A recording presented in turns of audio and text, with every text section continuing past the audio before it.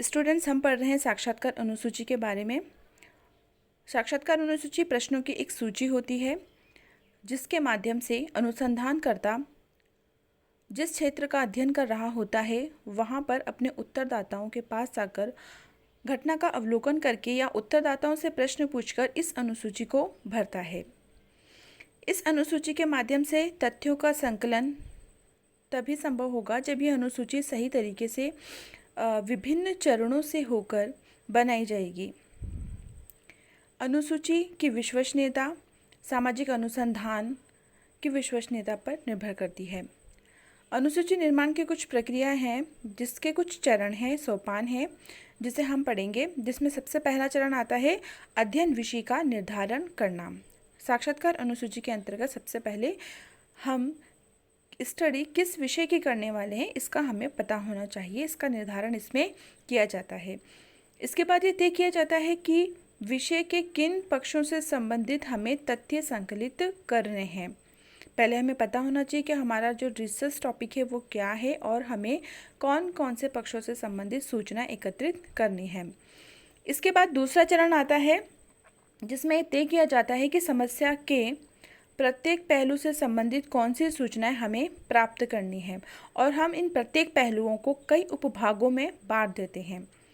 तीसरे चरण में प्रश्नों की भाषा, वाक्यों की रचना, सारणी के खानों और उनकी भाषा तय की जाती है। तीसरे चरण में हम ये निर्णय लेते हैं कि हमें अपने प्रश्नों की भाषा क्या रखनी है, वाक्यों की रचना किस प्रकार से करनी है और जो हम टेबल बनाएंगे उसके खाने कितने होंगे और उसकी भाषा क्या होगी। चौथे चरण में बनाए गए प्रश्नों को एक व्यवस्थित क्रम में लगाया जाता है। सबसे पहले हमारे द्वारा प्रश्न बना लिए जाते हैं और चौथे चरण में हम इन सभी प्रश्नों को सिस्टमैटिक तरीके से लिखते हैं जिससे कि सिलसिलेवार सूचना प्राप्त की जा सके और उनसे प्राप्त सूचनाएं आसानी से सारणीबद्ध और वर्गीकृत की जा सके। अंतिम सोपान में अनुसूची की वैधता की जांच की जाती है।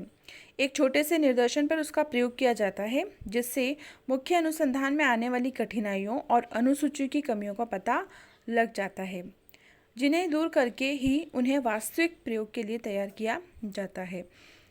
कहने का तात्पर्य यह है कि हमने जो साक्षात्कार अनुसूची बनाई है, प्रश्न बनाए हैं, वह प्रश्न सही है, उसका उपयोग करने में कोई कठिनाई तो नहीं आएगी। इसके लिए हम एक छोटा सा सैंपल करते हैं और उसमें हम कुछ लोगों से प्रश्न पूछते हैं ताकि हम जो मुख्य अनुसंधान करने वाले हों उसमें हमें किसी प्रकार की कठिनाई ना आए और हमारी अनुसूची जिसे हमने बनाया है उसमें अगर किसी प्रकार की कमी है तो वो कमी हमें पहले ही पता लग जाए।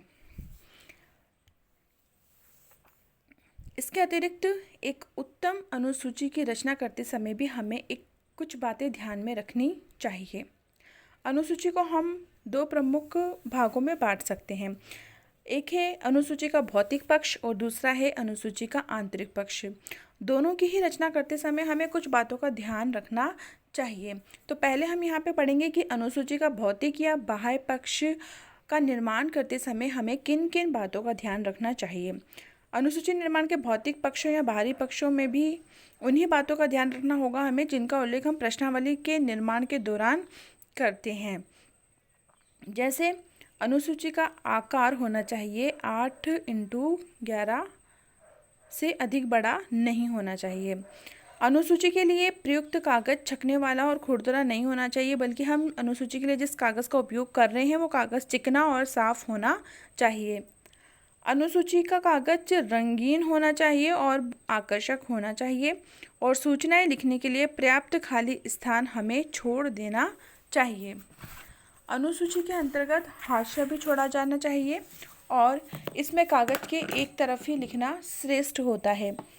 कॉलम, शीर्षक और उपशीर्षक के द्वारा मदों को हम व्यवस्थित कर सकते हैं। अनुसूची में पदों की संख्या अधिक नहीं होनी चाहिए।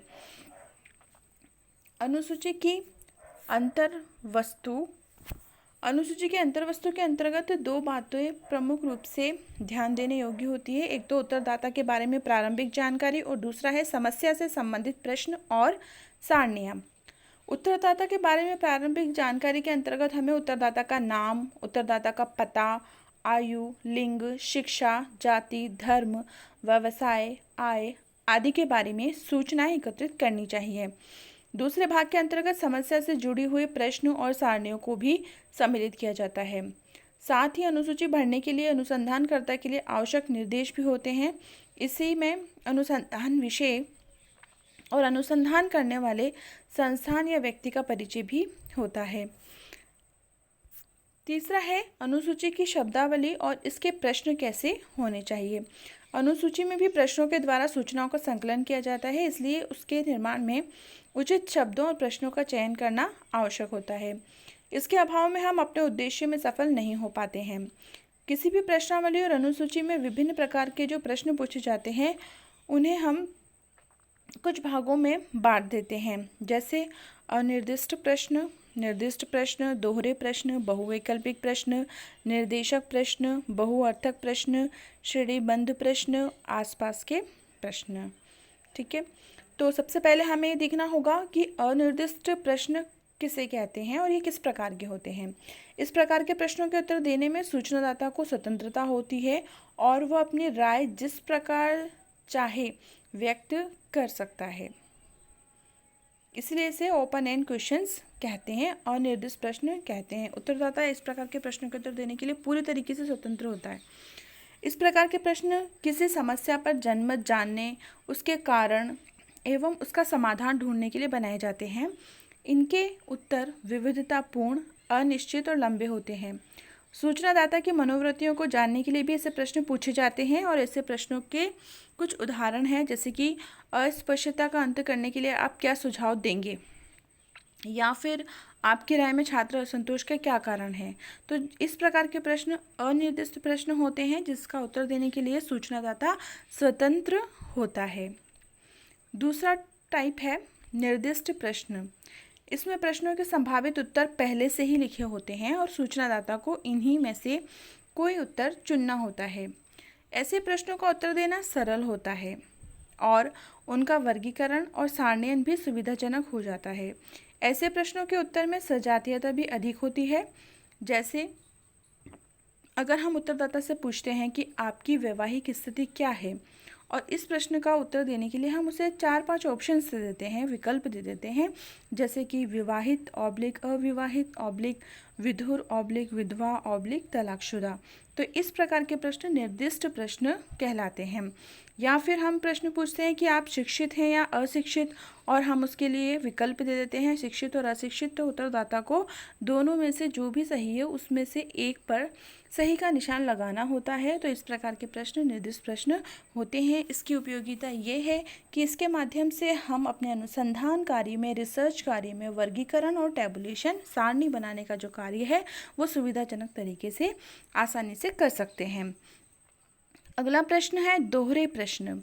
जब किसी प्रश्न के 2 ही संभावित उत्तर हो सकते हों तो ऐसे प्रश्नों को द्वंद्वात्मक या दोहरे उत्तरों वाले प्रश्न कहते हैं। इन प्रश्नों का एक उत्तर सकारात्मक और दूसरा नकारात्मक होता है। इस प्रकार के प्रश्नों का वर्गीकरण और सारणीकरण सरल और सुविधाजनक होता है। जैसे यदि हम इस उत्तरदाताओं से पूछते हैं कि क्या आप अनुसूचित जाति के छात्र हैं, और हम उसके लिए विकल्प देते हैं हाँ या नहीं, तो इस प्रकार के प्रश्न दोहरे प्रश्न कहलाते हैं। दोहरे प्रश्न का एक उत्तर सकारात्मक होता है और दूसरा उत्तर नकारात्मक होता है। या फिर हम पूछते हैं कि क्या आप शराब पीते हैं, और हाँ और नहीं, इस तरीके से हम उन्हें ऑप्शन देते हैं। क्या आप सहशिक्षा के पक्ष में हैं, और हमने उसे 2 ऑप्शन वही दिए हैं, हाँ और नहीं। तो इसे हम दोहरे प्रश्न कहते हैं। अगला है बहुवैकल्पिक प्रश्न। इस प्रकार के प्रश्नों में कई संभावित उत्तर दिए जा सकते हैं और उत्तरदाता को उनमें से कोई एक उत्तर छांटना पड़ता है। ये निर्दिष्ट प्रश्नों से बहुत कुछ समानता रखते हैं, लेकिन फिर भी ये निर्दिष्ट प्रश्न से अलग है। इसमें सभी संभावित उत्तर लिखने के लिए बाद में अंत में अन्य कोई भी जोड़ दिया जाता है, जिससे और भी कोई उत्तर होने पर उसके अंतर्गत लिखा जा सकता है। इसका एक उदाहरण है, जैसे कि जीवन साथी के चुनाव में आप किसे प्राथमिकता देंगे, और इस प्रश्न के उत्तर देने के लिए हम उत्तरदाता को कई प्रकार के विकल्प दे सकते हैं, ऑप्शंस दे सकते हैं। जैसे कि हमने दिया अ स्वास्थ्य और सौंदर्य को, ब हमने दिया आयु को स हम देते हैं ऑप्शन। पारिवारिक पृष्ठभूमि, द है शिक्षा, य है संपत्ति, र है स्वभाव और गुण, और ल है अन्य कोई। तो इस प्रकार से बहुविकल्पिक प्रश्न में बहुत सारे विकल्प दिए जाते हैं उत्तर देने के लिए, इसीलिए इसे हम बहुविकल्पिक प्रश्न भी कहते हैं। अगला है निर्देशक प्रश्न। जब किसी प्रश्न के द्वारा उसके उत्तर की ओर संकेत किया जाता है तो उसे निर्देशक प्रश्न कहते हैं। ऐसे प्रश्न पक्षपात को प्रोत्साहन देते हैं, यद्यपि आवश्यक नहीं है कि उसका उत्तर सदैव हाँ में ही दिया जाए। फिर भी ऐसे प्रश्न चूंकि संकेत और सुझाव देने वाले होते हैं, इसलिए उनके सकारात्मक उत्तर की ज़्यादा संभावनाएं रहती है। जैसे हम ये पूछते हैं कि क्या आप इस मत से सहमत हैं कि शिक्षित स्त्रियां अपने सास ससुर की सेवा नहीं करती हैं, और हम इसमें दो विकल्प दे देते हैं, हाँ और नहीं। या फिर हम इस प्रकार के प्रश्न बनाते हैं कि क्या आप मानते हैं कि स्त्रियां प्रशासन के योग्य नहीं होती हैं, और हम इसमें विकल्प देते हैं हाँ और नहीं। तो इस प्रकार के प्रश्न निर्देशक प्रश्न कहलाते हैं। अगला प्रकार है बहुअर्थक, जिसे हम पेचीदा प्रश्न भी कहते हैं। इस प्रकार के प्रश्नों की भाषा ऐसी होती है कि उनके एक से अधिक अर्थ निकलते हैं। ऐसे प्रश्नों के सूचनादाता अपने अपने अर्थ लगाते हैं। ऐसे प्रश्न अनुसूची और प्रश्नावली में सम्मिलित नहीं किए जाने चाहिए, ऐसा विद्वानों की मान्यता है। जैसे आप कहाँ के निवासी हैं। इस प्रश्न में ये स्पष्ट ही नहीं है कि घर, गांव, प्रांत, देश आदि में से क्या लिखना है, तो इसे हम कहते हैं बहुअर्थक प्रश्न। अगला है श्रेणीबद्ध प्रश्न। इस प्रकार के प्रश्नों में उत्तरदाता को कई उत्तरों में से एक नहीं बल्कि सभी को चुनना और उन्हें अपनी पसंद के अनुसार एक क्रम में लिखना होता है, इसीलिए हम इसे श्रेणीबद्ध प्रश्न कहते हैं। इस प्रकार के प्रश्नों में अनुसूची में छपा हुआ क्रम उत्तरों को बहुत प्रभावित करता है। जैसे हम प्रश्न पूछते हैं आप कौन सा व्यवसाय पसंद करते हैं, और हमने उन्हें विकल्प दिए हैं भारतीय प्रशासनिक सेवा, पुलिस सेवा, व्यापार, वकालत, डॉक्टर, इंजीनियर और प्रोफेसर। तो उत्तरदाताओं को इन सभी विकल्पों को एक श्रेणी में लिखना होता है। अगला है अस्पष्ट प्रश्न। ऐसे प्रश्नों से उत्तरदाता ये नहीं जान पाता कि प्रश्न क्या पूछा गया है और उसका उत्तर क्या होगा, इसीलिए हम ऐसे प्रश्नों को अस्पष्ट प्रश्न कहते हैं। क्या आप सुशिक्षित हैं? यह एक प्रकार का अस्पष्ट प्रश्न है। इस प्रश्न में सुशिक्षित का अर्थ स्पष्ट नहीं है। इसके स्थान पर यह पूछा जाना चाहिए था कि आपने कहाँ तक शिक्षा ग्रहण की है।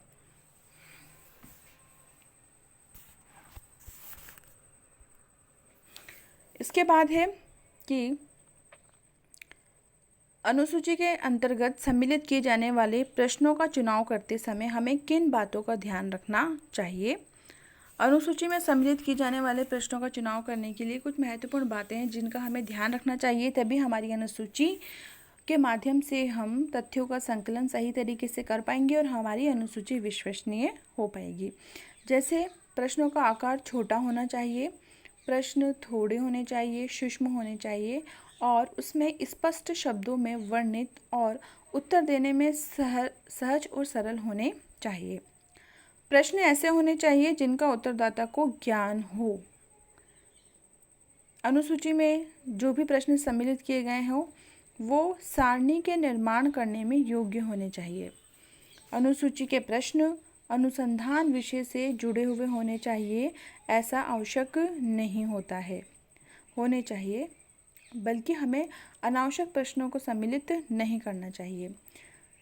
यदि प्रत्यक्ष प्रश्नों से सही उत्तर की आशा न हो तो अप्रत्यक्ष रूप से हमें पूछा जाना चाहिए। प्रश्न एक दूसरे से संबंधित होने चाहिए और संपूर्ण क्रम में होने चाहिए। एक विषय से जुड़े सभी प्रश्न एक ही साथ होने चाहिए, ना कि बिखरे हुए। अनुसूची में पूरक प्रश्न भी दिए जाने चाहिए जिससे कि दोहरी जांच हो सके।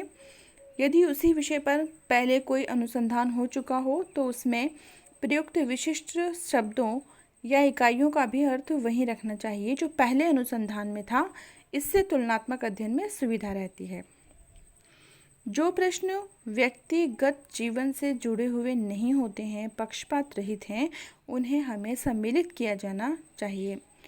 अनुसूची में ऐसे प्रश्न होने चाहिए जिनका उत्तर देने में कम से कम लिखना पड़े, इसलिए प्रश्न उत्तर के साथ में ही सही का निशान क्रॉस मार्क संख्या में या हाँ या नहीं में लिखने योग्य होने चाहिए। प्रश्नों में संदेह की गुंजाइश नहीं होनी चाहिए और इस प्रकार के शब्द जैसे अगले साल, पिछले साल आदि का प्रयोग नहीं करना चाहिए। जब विचारों और भावनाओं से संबंधित प्रश्न करने हो तो क्यों, कब, क्या, कैसे, कहाँ वाले प्रश्न अवश्य किए जाने चाहिए ताकि उन विचारों और भावनाओं की पृष्ठभूमि का पता लग जाए। तो इस प्रकार से कुछ महत्वपूर्ण बातें थी जिन्हें हमें अनुसूची का निर्माण करते समय, प्रश्नों का निर्माण करते समय ध्यान रखना चाहिए। इसके बाद हम पढ़ेंगे कि बहिष्कार योग्य प्रश्न कौन कौन से हैं जिन्हें हमें प्रश्नावली या अनुसूची में सम्मिलित नहीं करना चाहिए। जैसे प्रश्न इतने लंबे नहीं हो कि उत्तरदाता को समझने में कठिनाई हो। प्रश्न इतने जटिल नहीं होने चाहिए कि सूचनादाता को समझने में कठिनाई हो। ना तो लंबे हो प्रश्न और ना ही जटिल हो। जब तक अनुसंधान विषय से उनका सीधा संबंध नहीं हो जाता, व्यक्तिगत जीवन से संबंधित प्रश्न नहीं पूछने चाहिए। इसका कारण ये है कि प्राय लोग अपने पारिवारिक और वैवाहिक जीवन, बीमारी और चरित्र आदि से जुड़े प्रश्नों का उत्तर देना नहीं चाहते हैं। संदेहजनक प्रश्न को भी सम्मिलित नहीं किया जाना चाहिए। उत्तरदाता को असमंजस में डाल देने वाले प्रश्न भी नहीं पूछने चाहिए। प्रेरक और निर्देशित प्रश्नों से बचना चाहिए। ऐसे प्रश्न भी नहीं पूछे जाने चाहिए जिनका उत्तर अन्य साधनों द्वारा प्राप्त किया जा सके। ऐसे प्रश्न जिनका संबंध अनुसंधान विषय से नहीं किए जाने चाहिए। वे प्रश्न भी सम्मिलित नहीं किए जाने चाहिए जिनके सही उत्तर मिलने की संभावना नहीं रहती है। समाज में स्वीकृत आदर्शों के विपरीत प्रश्न भी नहीं करने चाहिए। जैसे यदि कोई बहुपतित्व से संबंधित प्रश्न किया जाता है तो शायद ही कोई उसको इससे सहमति व्यक्त करेगा। इसके बाद है कि अनुसूची का निर्माण करने से ही सूचनाओं का संकलन नहीं हो जाता, बल्कि इसके लिए हमें विभिन्न स्तरों से भी गुजरना होता है। तो अनुसूची का निर्माण करने के मुख्य स्तर, चरण या सोपान कौन कौन से हो सकते हैं, जिसमें सबसे पहला है उत्तरदाताओं का चुनाव करना। अनुसूची का निर्माण करने के बाद सबसे पहले उन लोगों का चुनाव करना होता है जिनसे साक्षात्कार के द्वारा अनुसूची को भरा जाना है। उत्तरदाताओं का चुनाव जनगणना पद्धति या निर्देशन पद्धति में से किसी के भी आधार पर किया जा सकता है। दूसरा चरण होगा अनुसूची का पूर्व परीक्षण करना। जिस प्रकार से प्रश्नावली द्वारा सूचना संकलित करने से पहले उसका परीक्षण किया जाता है, उसी तरीके से हमें अनुसूची का भी पहले ही परीक्षण कर लेना चाहिए। इससे प्रश्नों के संबंध में जो भी कमियां होती हैं वो हमें पहले ही पता चल जाती है और इससे उत्तरों में क्रम का अभाव, नहीं मालूम होने वाले प्रश्न, उत्तर देने से मना करने वाले प्रश्न, अनिश्चित उत्तरों वाले प्रश्न के बारे में हमें पता चल जाता है और हम पूर्व में ही इस कमियों को दूर कर सकते हैं। अगला चरण है कार्यकर्ताओं का चुनाव करना। उत्तरदाताओं से संपर्क स्थापित करने के लिए और अनुसूची को भरवाने के लिए प्रगणकों और कार्यकर्ताओं का चयन भी किया जाना आवश्यक है, क्योंकि उनकी योग्यता, कुशलता और परिश्रम पर भी अनुसूची भरना और अध्ययन की सफलता निर्भर करती है। कार्यकर्ता अनुभवी, निष्पक्ष, कुशल, चतुर, ईमानदार, धैर्यवान और स्थानीय परिस्थितियों से परिचित होने वाला चाहिए। कार्यकर्ताओं को अध्ययन क्षेत्र में भेजने से पहले प्रशिक्षित भी किया जाना चाहिए और इस दृष्टि से प्रशिक्षण शिविर और गोष्ठियों का आयोजन किया जाना चाहिए। अगला है सूचना का संकलन करना। कार्यकर्ताओं को प्रशिक्षण देने के बाद उन्हें सूचनाएं संकलित करने के लिए क्षेत्र में भेजा जाता है और उस क्षेत्र में भेजने के बाद उसे 3 प्रकार की प्रक्रियाओं से गुजरना पड़ता है। पहला है उत्तरदाता से संपर्क करना। अनुसूची को भरने के लिए क्षेत्र कार्यकर्ताओं का सबसे पहले उत्तरदाताओं से संपर्क स्थापित करना पड़ता है। इसके लिए उसे अपनी व्यवहार कुशलता, नम्रता और प्रभावपूर्ण भाषा का उपयोग करना चाहिए ताकि उत्तरदाता सूचना देने के लिए तैयार हो जाए। दूसरा है साक्षात्कार या इंटरव्यू लेना। सूचनादाता से संपर्क करने के बाद विषय से संबंधित सूचनाएं ज्ञात करने के लिए अध्ययनकर्ता सूचनादाता का साक्षात्कार लेता है, इंटरव्यू लेता है। इंटरव्यू के दौरान अध्ययनकर्ता को अपनी कुशलता का परिचय देना चाहिए और साक्षात्कार को बोझिल ना बनाकर रोचक बनाना चाहिए। तीसरा सोपान है सूचना प्राप्ति। साक्षात्कार के दौरान अध्ययनकर्ता का प्रमुख उद्देश्य विषय से संबंधित विश्वसनीय और प्रामाणिक सूचनाएं संकलित करना होना चाहिए, लेकिन कई बार सूचनादाता के द्वारा जानबूझकर गलत और अस्पष्ट अशुद्ध सूचनाएं दे दी जाती हैं। इससे बचने के लिए सूचनादाता के मन में विश्वास पैदा करना भी चाहिए। अगला है अनुसूचियों की जांच करना। जब अनुसंधान का कार्य बड़े पैमाने पर होता है तो अनुसंधानकर्ता भरी हुई अनुसूचियों को अध्ययन संस्थान या कार्यालय में भेज देता है, जहां पर उनकी जांच की जाती है। वहां ये देखा जाता है कि कोई सूचना छूट तो नहीं गई है या गलत स्थान पर तो अंकित नहीं की गई है। अस्पष्ट और अस्वच्छ लिखी हुई अनुसूचियों को पुनः अनुसंधानकर्ता के पास भेज देना चाहिए। अंतिम सोपान या चरण है अनुसूचियों का संपादन करना। अनुसूचियों का भली भांति जांच लेने के बाद उनका संपादन किया जाता है। उनके संपादन के भी कुछ चरण हैं और ये 2 चरण होते हैं। पहला होता है अनुसूची का वर्गीकरण करना और दूसरा चरण होता है संकेतन या कोडिंग का काम करना। अनुसूची का वर्गीकरण, इसमें क्षेत्र से अनुसूचियों के आ जाने के बाद उन्हें अलग अलग भागों में बांट दिया जाता है और उन्हें शीर्षकों के अनुसार अलग अलग भागों में बांटकर उन पर संबंधित चिटें लगा दी जाती है और साथ ही विभिन्न प्रविष्टियों की भी जांच कर ली जाती है। इसके बाद दूसरा चरण संकेतन का आता है, जिसमें जो हमने अनुसूचियों का वर्गीकरण किया है विशेषताओं के आधार पर, उसके बाद विभिन्न प्रश्नों, प्रगणकों और क्षेत्रों को एक विशेष संकेत संख्या कोड नंबर दे दिए जाते हैं और ये संकेत प्राय संख्याओं के रूप में होते हैं और इन संकेतों के आधार पर ही अनुसूचियों को दूर से ही पहचाना जाता है। इसके बाद सूचनाओं का निर्वचन और निष्कर्ष निकाला जाता है और अध्ययन का प्रतिवेदन तैयार किया जाता है। तो इस प्रकार से अनुसूची का निर्माण करने के लिए हमें कुछ महत्वपूर्ण बातें ध्यान में रखनी चाहिए, कुछ निश्चित सोपान और चरणों का ध्यान रखना चाहिए और कुछ बहिष्कार योग्य प्रश्न होते हैं जिन्हें हमें अनुसूची में सम्मिलित नहीं करना चाहिए।